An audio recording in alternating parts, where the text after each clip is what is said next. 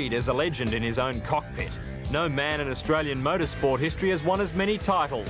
He has pioneered top fuel drag racing and dominated the sport for over 13 years.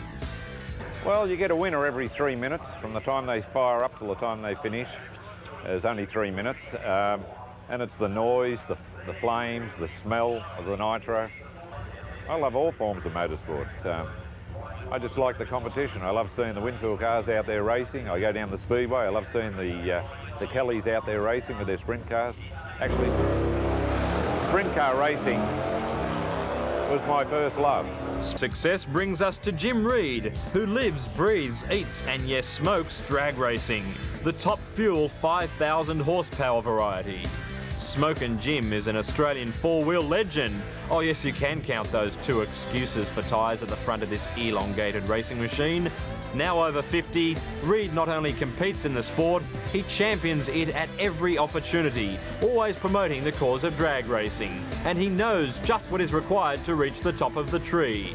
Oh, that takes years of experience, I think. You need a lot of balls. Just before a race, Jim hangs out the Do Not Disturb sign and adheres to his own ways of warding off tension. Smoke cigarettes, walk around a lot.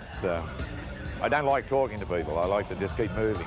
No one knows more about the art of moving fast in these supreme mechanical contraptions than Jimmy Reid. Oh, they're very technical. You've got a computer system that collects all the data from the motor, which helps you make the decisions, but they have a clutch management system that manages the clutch. You've got a fuel management system that manages the fuel.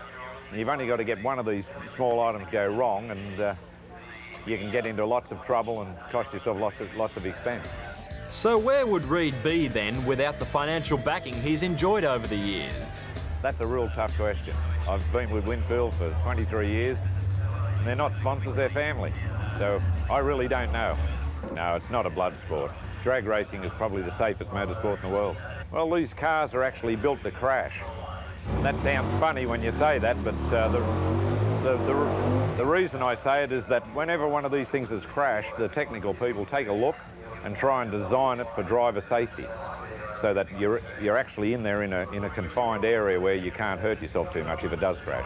In the demanding, one man who never has any trouble lifting his game is Jim Reid. Under the lights of Eastern Creek or Willowbank, he's officially the fastest man in Australia. He runs his top fuel dragster over a 400-metre pass in under 5 seconds.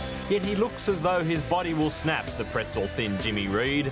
So brute strength isn't the criteria. No, it's raw nerve, raw courage, a heart bigger than Farlap's. So it's time to head for the start line, where his love for the sport never dies. He does it for a very good reason. Well, it's the challenge. 5,000 horsepower. Mastering these things is a real challenge.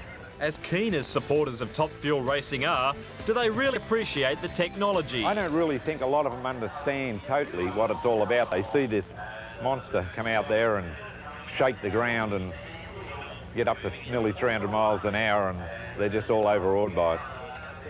Ideal racing conditions are probably somewhere around about 1,200 feet of air, somewhere around about 50 to 60 degrees Fahrenheit. Probably corrected air of about 300 to 500 feet. The rear tyres are so big because of the traction requirements. You're putting 5,000 horsepower. The front wheels are just along for the ride. They're just to aim with. In